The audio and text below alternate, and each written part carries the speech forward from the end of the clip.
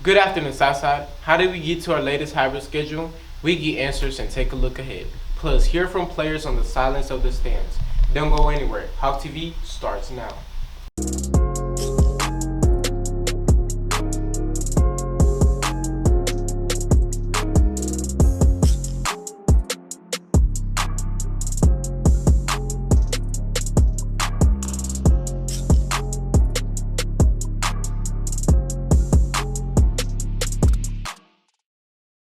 Thank you for joining us. I'm Levi Corquiera.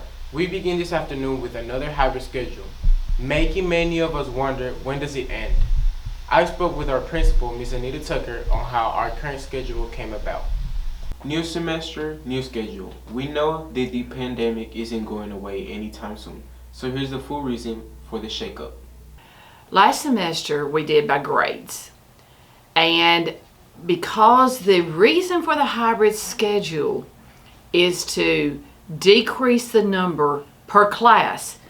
If you do ninth grade and say you have Algebra 1, well, all of your Algebra 1 kids are in class that day.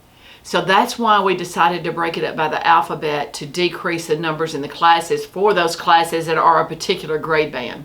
Like it or not, this schedule is keeping you safe from catching COVID-19. But how did this decision come to the superintendent's attention? Here's more. Dr. King meets with the leadership team, with the leadership committee, that would be the principals.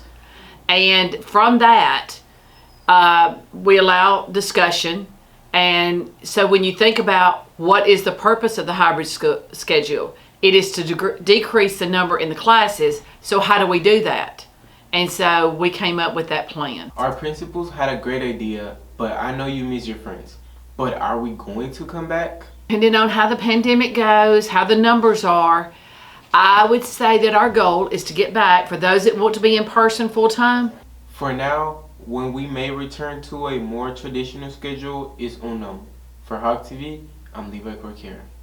Though other school schedule has been looked into, it appears that we will stick with our current routine for now.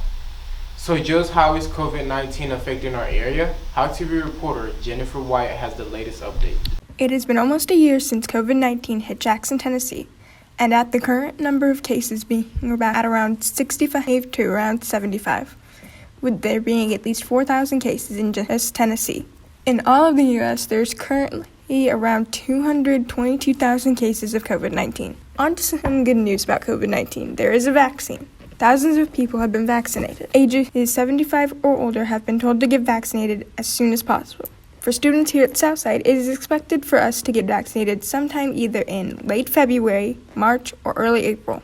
In the meantime, wear your mask, stay away from social gatherings, wash your hands, or use hand sanitizer. For Hawk TV, I'm Jennifer Wyatt.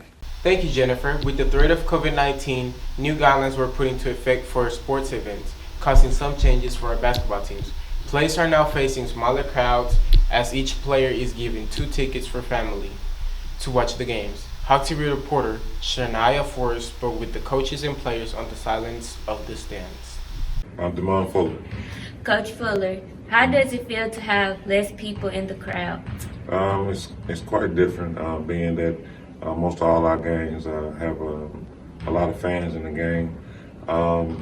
The kids are adjusting to it, and we are as coaches as well, because you have to do a lot of things different than normal. Does it affect your coaching? Not really, because now the kids can really hear what you're trying to say on the floor versus the impact on the crowd. Thank you. Tamia Lawson. Tamia, how does it feel to have limited tickets for the game? It's a different environment because we're used to a lot of people in the stands cheering us on. Now there's not as many people there. Does it affect your plan? It doesn't affect my plan, but it feels a lot different not knowing there's a lot of people in the stands and it's kind of a dead environment. Thank you.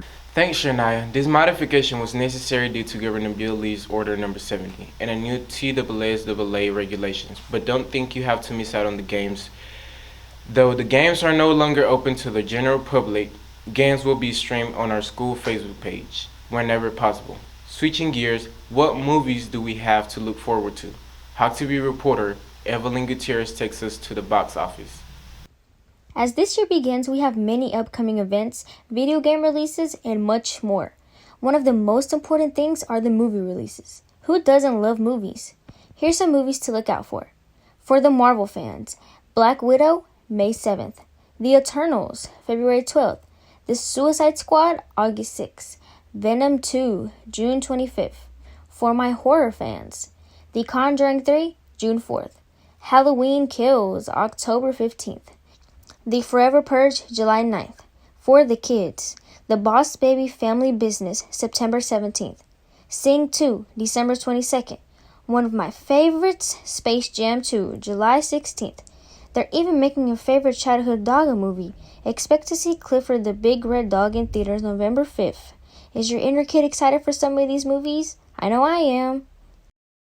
Thank you, Evelyn. That's all for this episode of Hawk TV. I'm Levi Corkiera. We hope you have a great weekend. And remember, it's a great day to be a Hawk.